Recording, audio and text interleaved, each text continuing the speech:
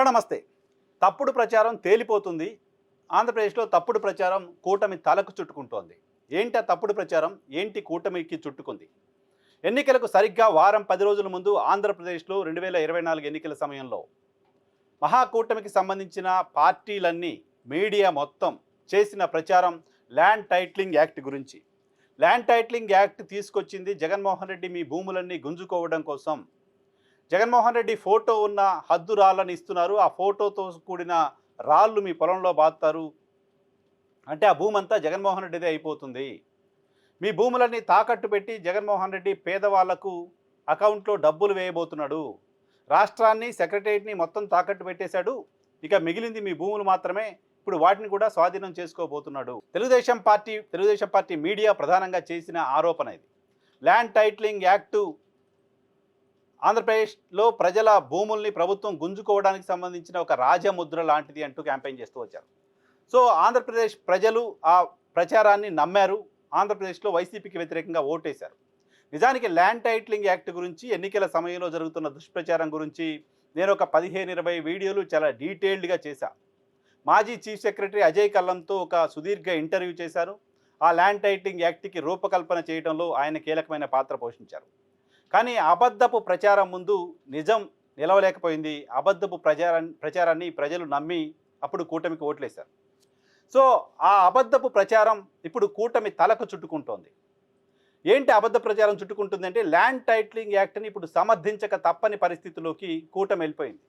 Land titling act ఒక అద్భుతం అంటూ దావోస్ వేదికగా ప్రపంచ స్థాయి నాయకులు మాట్లాడుతున్న తీరు చూసిన తర్వాత ఆంధ్రప్రదేశ్లో కూటమి సర్కారు బిక్కమొహం వేస్తోంది.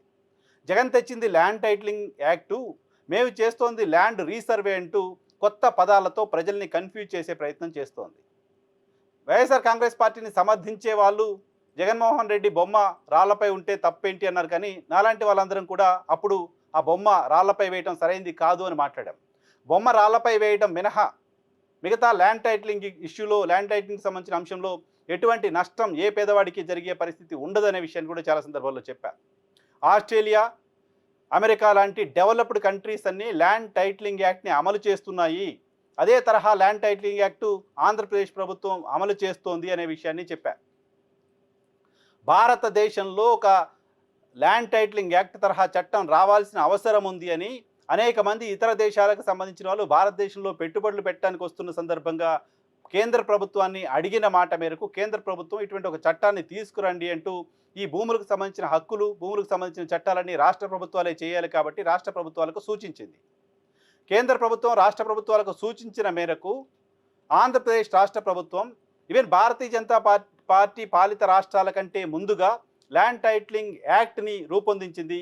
ప్రధాని నరేంద్ర మోదీ సమక్షంలో అన్ని రాష్ట్రాల చీఫ్ సెక్రటరీల సమావేశం జరుగుతున్న సందర్భంగా ఆంధ్రప్రదేశ్ ప్రభుత్వం ల్యాండ్ టైటిలింగ్ యాక్ట్కు సంబంధించి ఏమేం చేసింది అవన్నీ చూసిన తర్వాత ప్రధాని మోదీ మొత్తం అన్ని రాష్ట్రాల చీఫ్ సెక్రటరీని ఆంధ్రప్రదేశ్ చాలా అద్భుతంగా చేస్తోంది, ఆంధ్రప్రదేశ్ ప్రభుత్వంతో మాట్లాడి అదే తరహా చట్టాలని మీ రాష్ట్రాల్లో కూడా ఇంప్లిమెంట్ చేయండి, మీరు మళ్ళీ కొత్తగా ఆలోచించాల్సిన అవసరం లేదు, యాజ్ ఇట్ ఈస్గా చట్టాన్ని ఇక్కడ తీసుకొచ్చేయండి అంటూ ప్రధాని మోదీ చీఫ్ సెక్రటరీల సమావేశంలో చెప్పిన మాట ఆన్ రికార్డ్స్ మినిట్స్ రూపంలో ఉంది. ఇవేవి కూడా ప్రజలకి తెలియక ఒక తప్పుడు ప్రచారాన్ని నమ్మారు. సో అప్పుడు తప్పుడు ప్రచారం చేశారు, కూటమి అధికారంలోకి వచ్చింది. ఇప్పుడు అది తప్పుడు ప్రచారం అని ప్రజలందరి మెదల్లో మనం నాటి ఇప్పుడు అది మంచిదే అని చెప్పలేం కాబట్టి పేరు మార్చేయాలి. ల్యాండ్ రీసర్వేనో ఇంకేదో అని పేర్లు మార్చేసి మేము ఇప్పుడు కొత్తగా ఏదో చేస్తున్నాం అని చెప్పే ప్రయత్నం కూటమి సర్కారు చేస్తోంది. సో దాన్ని ఒప్పుకోక తప్పని పరిస్థితిలో, ఒప్పుకుంటేనేమో ఇప్పటిదాకా మనం మాట్లాడిందంతా తప్పని ప్రజలంతా చీకొడతారు కాబట్టి ఏం చేయాలో అర్థం కాని పరిస్థితిలో తల పట్టుకుంటోంది కూటమి సర్కారు. ఆంధ్రప్రదేశ్లో ల్యాండ్ టైటిలింగ్ యాక్ట్ వల్ల పేద ప్రజల భూములు వేరే వాళ్ళ చేతిలోకి వెళ్తున్నాయా, ఇప్పుడు వెళ్తున్నాయా? ఆంధ్రప్రదేశ్ రాష్ట్ర ప్రజలు ఆలోచన చేయవలసిన అవసరం ఉంది. కూటమి సర్కారు అధికారంలోకి వచ్చిన తర్వాత తలా తోకా లేని, అడ్రస్ లేని, ₹1,00,000 కూడా మూలధనం లేని అనేక కంపెనీలకు వందల ఎకరాల భూములు ఇస్తోంది. వ్యాపారం చేసుకుంటామనుకున్న వాళ్లకు ప్రభుత్వ భూములు ఇస్తోంది.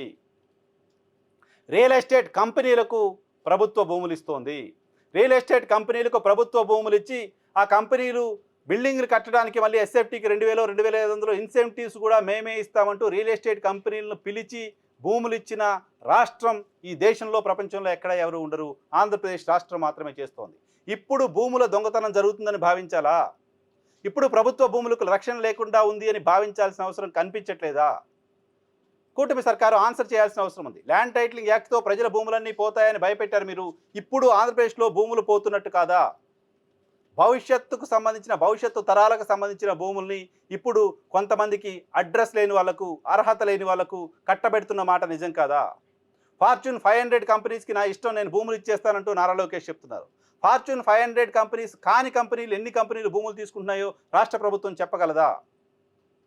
లులు ఫార్చ్యూన్ 500 కంపెనీస్లో ఉందా? లులు వ్యాపారం చేసుకోవడం కోసం భూములు ఇస్తామా? ఈరోజు పత్రికల్లో చూసాం, గీతం యూనివర్సిటీ ఆక్రమించిన 54 ఎకరాల భూమిని ప్రభుత్వం రెగ్యులరైజ్ చేసే ప్రయత్నం చేస్తోంది అని. గతంలో గీతం యూనివర్సిటీ భూమి ఆక్రమించింది అంటూ అప్పటి సర్కారు అక్కడికి ప్రొక్లైన్లు పంపించి ఆ భూముల్ని స్వాధీనం చేసుకునే ప్రయత్నం చేస్తే విద్యా సంస్థపైకి ప్రొక్లైన్లు పంపిస్తారు అంటూ మీడియా పార్టీ మాట్లాడింది, తెలుగుదేశం పార్టీ. ఇప్పుడు ఆ భూమి ఆక్రమించిన సంస్థకి మళ్ళీ మేమే భూమి ఇచ్చేస్తాం, మీదే మీరు తీసుకోండి, ఆక్రమించడం సరైనదేని రెగ్యులరైజ్ చేసే ప్రయత్నం సర్కారు చేస్తోంది. సో ఇప్పుడు భూములకు రక్షణ లేకుండా పోయిందా? గతంలో ల్యాండ్ టైటిలింగ్ వల్ల భూములకు రక్షణ లేకుండా పోయిందా? ఒకసారి ఆలోచన చేయాల్సిన అవసరం ఉంది. అంతేకాదు, మొత్తం దేశంలో బ్రిటిష్ వాళ్ళు చేసిన దాని తర్వాత ల్యాండ్ సర్వే ఇంత సైంటిఫిక్గా జరిగిన పరిస్థితి లేదు, పర్టికులర్గా తెలుగు రాష్ట్రాల్లో, ఆంధ్రప్రదేశ్ రాష్ట్రంలో. 100 ఏళ్ల తర్వాత అంత సైంటిఫిక్గా ల్యాండ్ సర్వే జరిగితే దాన్ని యాక్సెప్ట్ చేయకపోగా దుష్ప్రచారం చేసి ఇప్పుడు యాక్సెప్ట్ చేయక తప్పని పరిస్థితుల్లో యాక్సెప్ట్ చేస్తే ఏమనుకుంటారోనని యాక్సెప్ట్ చేయాలి కాబట్టి ఖచ్చితంగా యాక్సెప్ట్ చేస్తూ ప్రజల్లో పరచన అవుతోంది. ల్యాండ్ టైటిలింగ్ యాక్ట్ కూటమి మెడకు చుట్టుకుంటోంది. అంతేకాదు, ఆన్ రికార్డ్ నేను చెప్తున్నాను, ఆంధ్రప్రదేశ్ ప్రభుత్వంలో ఉన్నంతమంది సర్వేయర్లు, భూమిని సర్వే చేసే నైపుణ్యం ఉన్న సర్వేయర్లు భారతదేశంలో ఆంధ్రప్రదేశ్ రాష్ట్ర ప్రభుత్వం దగ్గర ఉన్నంతమంది ఇంకెక్కడా లేరు. దాదాపు 10,000 మంది సర్వేయర్ని రాష్ట్ర ప్రభుత్వం అఫీషియల్గా ట్రైన్ చేసి రిక్రూట్ చేసింది ఆంధ్రప్రదేశ్లో. ఇంతమంది ల్యాండ్ సర్వేయర్లు బ్యాంక్ ఉన్న రాష్ట్రం ఆంధ్రప్రదేశ్ మినహా మరేది లేదు. ల్యాండ్ టైటిలింగ్ యాక్ట్కు సంబంధించిన ప్రక్రియ ప్రారంభం కావటం వల్ల జరిగిన మేలిది.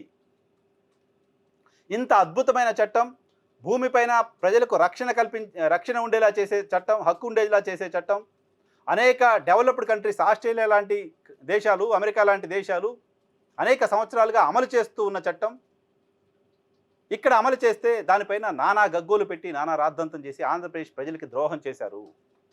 భారతదేశంలో కోర్టుల్లో ఉన్న కేసుల్లో 70% పైగా కేసులు భూములకు సంబంధించిన కేసులే ఉంటాయి. అమెరికా కోర్టుల్లో ఉన్న కేసుల్లో భూములకు సంబంధించిన వివాదాలు 1% కూడా లేవు. కారణం ల్యాండ్ టైటిలింగ్ యాక్ట్ అక్కడ వాళ్ళు ఇంప్లిమెంట్ చేయడం వల్ల. ఒకసారి ల్యాండ్ టైటిలింగ్ యాక్ట్ కనుక ఇంప్లిమెంట్ చేయడం మొదలు పెడితే రాష్ట్రంలో ఇంకా భూములకు సంబంధించిన వివాదాలు, భూములకు సంబంధించిన తగాదాలు ఉండే అవకాశమే లేదు. వన్స్ ఫర్ ఆల్ అన్నీ క్లియర్ అయిపోతాయి. అంత అద్భుతమైన చట్టాన్ని ఆహ్వానించాల్సింది పోయి రాజకీయ కారణాలతో వ్యతిరేకించి రాష్ట్రానికి నష్టం చేసింది ఎవరో ఆంధ్రప్రదేశ్ రాష్ట్ర ప్రజలు గమనించాల్సిన అవసరం ఉంది.